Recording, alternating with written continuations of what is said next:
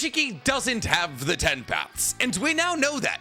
Concretely. We also know a bunch of other things concretely now because Ikemoto, the mangaka of Boruto, who's just listed as the illustrator slash artist but is actually telling the story, engaged in a rather rare activity for himself about a week and a half ago when he sat down for a Q&A. A Q&A in which he answered 8 questions. Some that had to do with Himawari, some that had to do with Kawaki, some that had to do with Ada and Daemon, and some that had to do with Momoshiki. And while a lot of these questions didn't necessarily answer anything that the fans weren't genuinely curious about, a couple of them are massively important and give us crazy big hints about what to anticipate in the future days of Boruto's 2 Blue Vortex. And thus today I want to go over the Q's and the A's of this Q&A and break down on a question by question basis how much these answers mean for us, the theorists and enjoyers of Boruto's manga. So with no further ado, let's get directly into Momoshiki does not have the 10 paths. But before we get to talking about anything, guys, please, for me,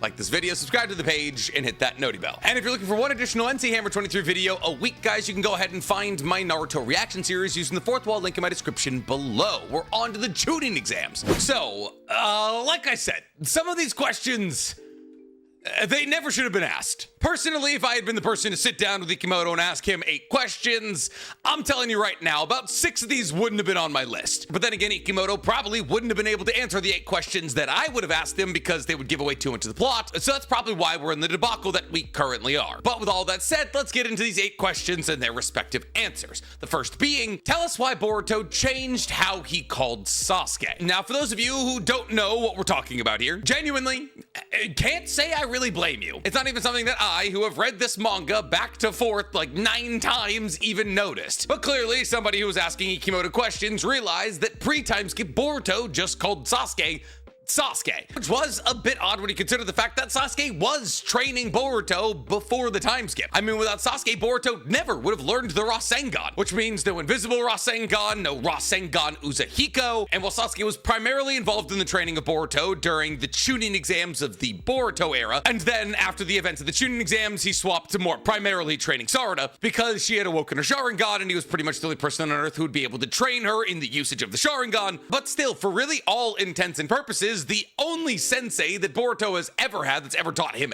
anything has been Sasuke. I mean, hell, they traveled through space-time back to when Naruto was a child and met him and adult Jiraiya and battled against Oroshiki, dressed as Doc Hudson and Marty McFly. I mean, yeah, technically Konohamaru is Boruto's sensei, but Boruto's already stronger than Konohamaru, and Konohamaru's never taught Boruto or Sarada or Mitsuki anything. But apparently, after the time skip, Boruto now refers to Sasuke almost exclusively as Shisho, or Master. And according to Ikemoto, this change happened almost immediately when Sasuke decided to abandon Konoha for Boruto. As Ikemoto said, and I quote, after he helped him escape Konoha, Boruto felt that Sasuke was really his master and that he was his pupil. He started to call him Shisho / Master the next day. Sasuke was reluctant at first, but he was indeed Boruto's master and gradually began to accept it. So if any of you out there were genuinely wondering why Boruto now calls Sasuke Master as opposed to just Sasuke, it's because, well, Sasuke's his master now. And like I said in the beginning of this video, that was one of the throwaway questions. However, the second question is kind of interesting, even though a lot of people would probably consider it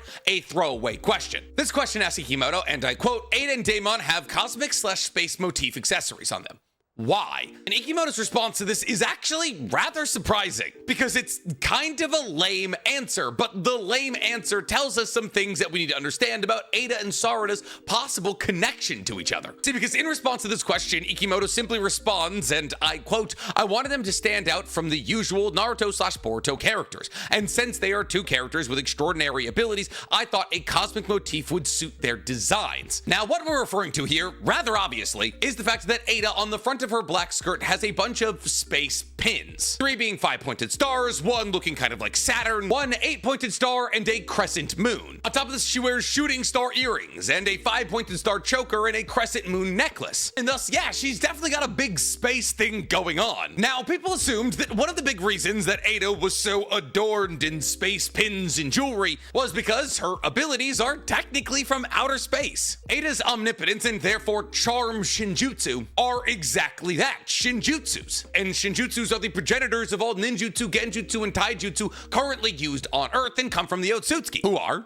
from space. And these motifs extend all the way to Ada's Senrigan, a dojutsu that exists in the shape of a crescent moon. And thus we figured surely the reason that Ada wears a crescent moon necklace and a crescent moon pin is because of her Senrigan, right? And like, while those two things may absolutely be connected, it appears as though the design of the Senrigan, being that of a crescent moon, was slightly arbitrary, which kind of throws the wrench in the spanner of a couple of theories. See, for a long time we've been speculating about the idea that the fact that the Senrigan is the shape of a crescent moon ties it somehow to the battle that occurred between Toneri's clan and the other clan of Otsutsuki's on the moon that was displayed in Naruto the Last, because one of the sides held a flag that looked exactly like Ada's Senrigan, while another side held a flag that looked like Sarada's MS. And thus we assumed with the reveal of Sarada's MS and the reveal of Ada's crescent moon Senrigan that these two armies that battled against each other on the moon were actually symbolic of the future battle that's going to occur between Sarada and Ada. However, that line of thinking has gotten pretty murky after the events of Two Blue Vortex, as not only is Sarada one of the most important people on Earth to Ada, but also Ada is kind of on the side of Boruto, going so far as in the first chapter of Two Blue Vortex to literally offer Sarada and Sumire to use another wish to reverse the wish she made for Kawaki. And thus, while there may be some truth to the idea that Sarada's MS will reveal a second ability that breaks people out of omnipotence, it appears less and less likely every single day that Ada and Sarada will ever truly be against each other, at least to the scale of some lunar grand scale war. Now, these motifs also extend to Daemon, who has a 5-pointed star kind of brooch at his neck area and a giant star on his back. And once again, with Daemon, we assume that the reason that he was covered in stars is because his reflectability was a Shinjutsu that came from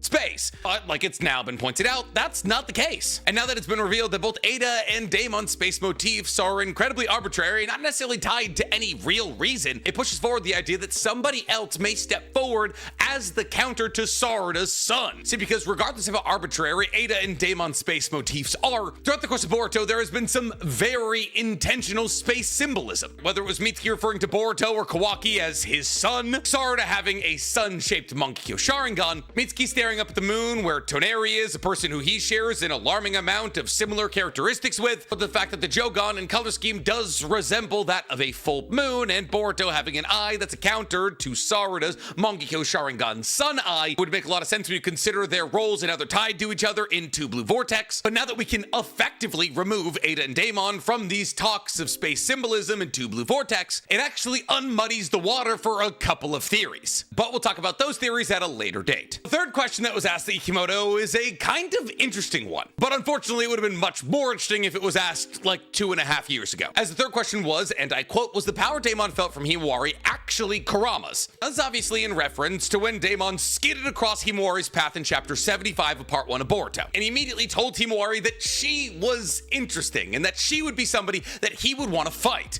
Now this set off alarm bells in everybody's heads immediately, as people like myself began to speculate what could possibly be going on with Himawari. Was she going to unlock the Tenseigan? Did she have 6 paths chakra? Was she a Jinchuriki somehow? Now obviously we got the answer to this question in Two Blue Vortex when it was revealed that Himawari was the new Jinchuriki of Kurama, and a type of Jinchuriki that we had never seen, and thus this is what Daemon was sensing, an entity that would be able to reach powers that could possibly rival that of the strongest people in the universe, like that of Jura. And we didn't necessarily need to be told that this is what was going on with Daemon in chapter 75 of part 1, as there seems to be literally nothing else that he could have been possibly reacting to. But the way that Ikemoto answers this question is rather interesting, because Ikemoto said, and I quote, "Daemon actually felt the future synergy potential of Himawari, who is of Uzumaki and Hyuga bloodline and Kurama's chakra." And while I can obviously sit here and say that this is a wasted question because Daemon was obviously reacting to the future potential of Himawari's power as it pertains to using Kurama's power, what's effectively being revealed here is the true reason that Himawari is such an incredible Jinchuriki for Kurama. See, we speculated, and by we, I mean I guess, that the real reason that Himawari was considered to possibly be an even better Jinchuriki than the likes of Naruto, Kushina, or Mito was the fact that Himawari is a 3rd generation Kurama Jinchuriki. Her grandmother, while pregnant with her father, was Kurama's Jinchuriki. Her father, while impregnating her mother, was Kurama's Jinchuriki. It would only stand to reason that if Himawari were to become the new generation's Kurama Jinchuriki, that she would have some kind of access to a genetic advantage that both Naruto and Kushina did not have. However, that's not not what Ikemoto is saying here. Ikemoto, while he is bringing up Himawari's Uzumaki bloodline, is also bringing up Himawari's Hyuga bloodline. And here's the thing, we've known for a long time that Uzumaki are good Jinchuriki.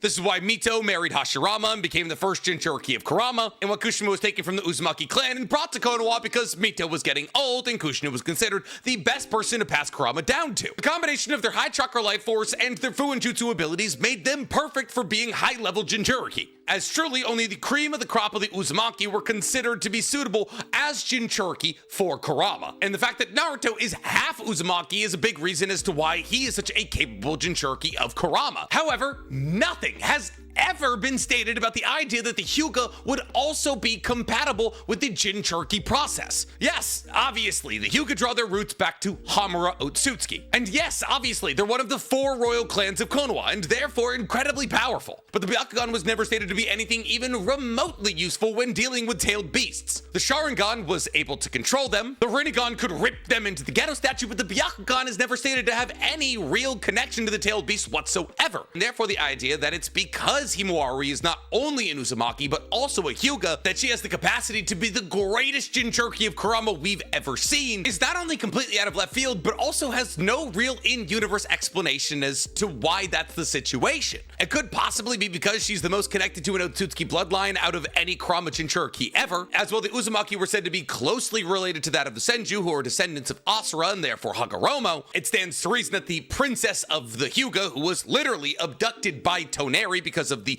closeness of her blood to that of Hamura, having a child would make Himawari about as connected to the idea of an Otsutsuki bloodline as a Kurama Jinchuriki has ever been. But considering the fact that that's the entirety of the answer that Ikemoto gives us, that's really the only speculation I can make. But it does very much change how we think about Himawari and her connection to Kurama, and the Hyugas / the Byakugan's role in that matter. It makes you realize that the Uzumaki may not have been as important to Konoha as we believed they have been for years now, because if high-level Hyuga members were just as suitable to be a Kurama Jinchuriki as high-level Uzumakis, there would technically be a whole lot less incentive to keep the Uzumakis around. I mean, the Hyugas did live in the village, right? And the Uzumakis, while they were an ally, did technically live in another village. Kind of changes how we could possibly think about the Uzumaki massacre. But once again, that is also a seedling of a theory that we'll talk about at a different time. Next question is not important at all. The 4th question that Ikemoto was asked is, what is written in the book Jura's always reading? To which Ikemoto responds, it's actually Jura's personal notebook. It contains various informations, daily discoveries, things that interest him or is curious about. It's an important tool for him to keep track of the growing mass of information he learns on a daily basis. Cool. Happy we wasted 16% of our questions to figure out what Jura was reading. Not something like, hey, how was Jura made? Was he the first Shinju? Did Matsuri make him? No. Let's ask what he's reading. What could have been an interesting response to that question? Oh, he's actually reading up on ancient Konoha architecture. Isn't that cool? Like, why would we care? Dumb, bad question, whoever asked it. But the next question does make up for it, because the next question is actually a very good and very important question that we've been talking a lot about recently, because the 5th question that was asked Ikemoto is, and I quote, during his talk with Amado, Boruto sees a glimpse of the future. Is it related to Koji's ability, the 10 paths? Essentially asking definitely one of the questions that I would have asked if I had to sit down with Ikemoto, which is, hey, does Momoshiki have the 10 paths? I mean, he's always talking about Boruto's fate and how certain things aren't going the way that they should be. I mean, he's seemingly enacting changes on the plot, like releasing Kawaki from his shadow strangle bind when he was about to be captured in chapter 79, the full knowledge of what's to come, like Kawaki firing off omnipotence. However, rather interestingly, the answer to this question of as to whether or not Momoshiki has the 10 paths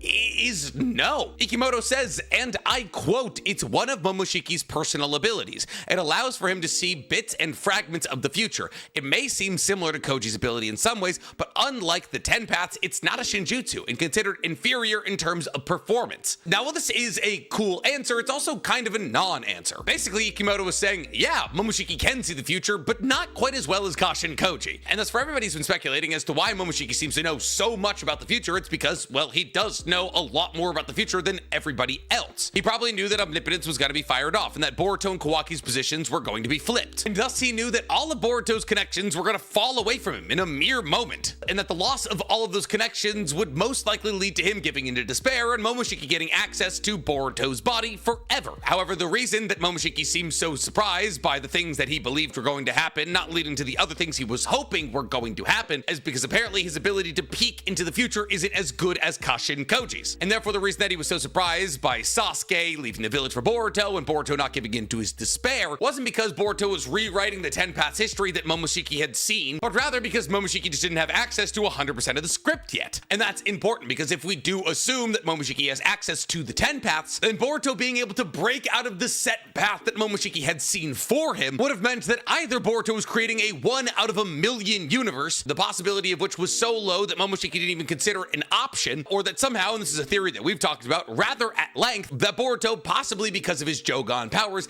exists outside of the purview of the 10 Paths predictions. That is to say that Boruto has the ability to break out of his set destiny, that through hard work and possibly his otherworldly powers, regardless of the futures that people like Momoshiki or Kashin Koji see for him, he's able to set his own path. And honestly, this was a theory I really liked. And unfortunately, it was largely contingent on the idea that Momoshiki also had the 10 Paths. I don't necessarily love the idea that Kashin Koji has access to all possible futures, and therefore is able to tell us with impunity before Boruto heads into his battle against Jura that he's not gonna win. And I believe it would be much more in the vein of a Naruto story that Boruto wasn't constrained by this preset destiny for him. I mean, that's kind of the entire point of Boruto. Boruto trying to exist outside of the mold that was created for him by being the son of the Hokage. But now it appears as though that theory's kind of dead in the water, because Momoshiki being surprised by what Boruto did doesn't break him out of a mold, it just means that Momoshiki didn't have access to enough of the information. So while it is cool to know that Momoshiki doesn't have the 10 Paths, and therefore we can't necessarily take his word for what his prediction of the future is going to look like, unfortunately, I kind of liked the idea of him being able to see the future. If only if it meant that Boruto wasn't constrained by said future. Now, the next 3 questions aren't great, but let's go over them anyways. The 6th question that Ikemoto was asked is, where does Himawari now live after part 1? To which Ikemoto responded with, and I quote, at her own request, she lives alone in her family's home. She feels that they will somehow return and wants to protect their home until they do return. Now, while this does kind of masquerade as a not so important and kind of boring question, it does tell us a couple of kind of crucial pieces of information, like the fact that Kawaki for some reason isn't living in the Uzumaki household. See, so far as Himawari and the rest of the village understand, Kawaki and Himawari are brother and sister. And honestly, before the firing of Omnipotence, that would still be the case. Naruto took Kawaki into the Uzumaki Hyuga household, and both Boruto and Himawari referred to him as a brother. But the fact that Himawari is living in this household alone seems to tell us that Kawaki isn't living there, and that's not crazy. I mean, obviously that place has a lot of conflicting memories for Kawaki, but it also has a lot of conflicting memories for Himawari. And the idea of living somewhere alone that has a lot of conflicting memories for you is not anything new to Naruto. I mean, Sasuke lived in the abandoned Uchiha village by himself from the age of like 4 on. An entire village to himself, filled with the ghosts of his entire clan. They don't talk about that a lot, but that's one of the darker aspects of Naruto. But Kawaki not living with Himawari isn't the only important piece of information that Ikemoto gives us here, as the 2nd sentence in this answer also tells us about Himawari believes how her family will return to this house one day. And while the idea that Himawari believes that her family is still alive somewhere out there actually isn't new information, as in the very early chapters of Two Blue Vortex, Himawari told us, or at least told Team 10, that not only does she not believe that her father and mother are dead, but she also doesn't believe that Boruto was the person who hurt them. But this does go to show with pretty concrete evidence that Himawari is at the very least less affected by omnipotence than everybody else in the village. As to why, we can't necessarily say. The next question is barely even worth mentioning, as the 7th out of 8 total questions that we as fans got to ask the mangaka of this story is, and I wish I was kidding, what's Kawaki's favorite taiyaki flavor? You know, taiyakis, the fish-shaped pastries that are eaten as desserts in Japan. They come in flavors like Nutella and red bean and chocolate and custard. Hell, Yoda Somi, they put soft serve in them. Yeah. That's what we're asking about. Taiyaki, not takoyaki, the octopus balls. We're asking the mangaka about fish pastries. But Nick, Kawaki falling in love with the flavor of taiyaki is a big part of his character arc in the anime-only episodes. Sure, I don't care. But if some of you do care, Ikemoto's response was, and I'm quoting here, at first he liked the chocolate taiyaki the best, but it didn't take long for him to settle down with the bean paste flavor. Cool, he likes red bean.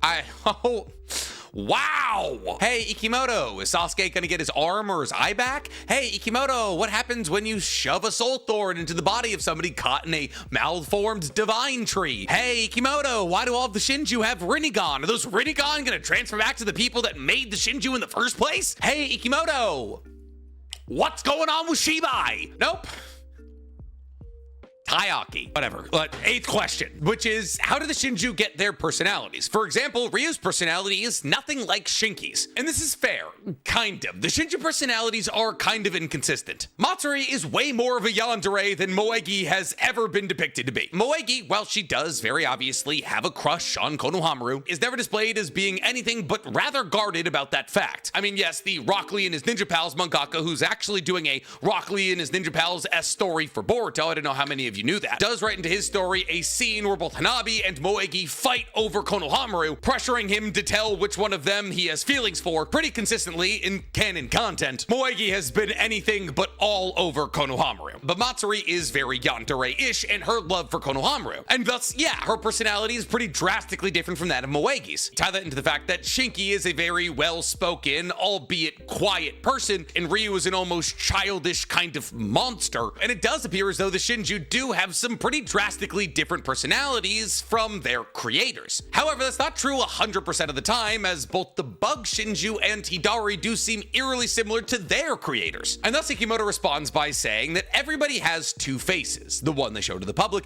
and the one you keep for yourself, something very useful to live in society. Since the Shinju have just been born not too long ago, they don't have this notion. They are thus primitive and true to their instincts. Even if they give a different vibe from their original selves, this may be a hint to the original's true personality. Now that is very interesting. Now obviously the biggest takeaway to take from something like this is the fact that obviously Moegi is in love with Konohamaru, but she's doing a really good job at hiding it, a job that Matsuri is not doing well. However, if you want to extrapolate this even a little bit further, you could say that Ryu's childlike demeanor is a reflection of the child that Shinki maybe wishes he could be. However, because of Shinki's connection to Gaara, his insane power, and the fact that everyone's pretty much betting on the idea of him being the next Kase-Kage, he's probably never really gotten to be a kid, especially when you consider the fact that he was an orphan who was put in a very similar situation as a childhood Gaara, in that his abilities made him terrifying to all of the other children in his life. And if you want to extrapolate this even further, you could say that Sasuke wanting to consume Sarada is a representation of the deep and visceral love that Sasuke has for his daughter that he has a hard time expressing. And thus all of the Shinju are supposed to be representations of the truest and deepest feelings of the people who created them. And thus they get to be pretty cool windows into the soul of some pretty important characters. Except for Bug. I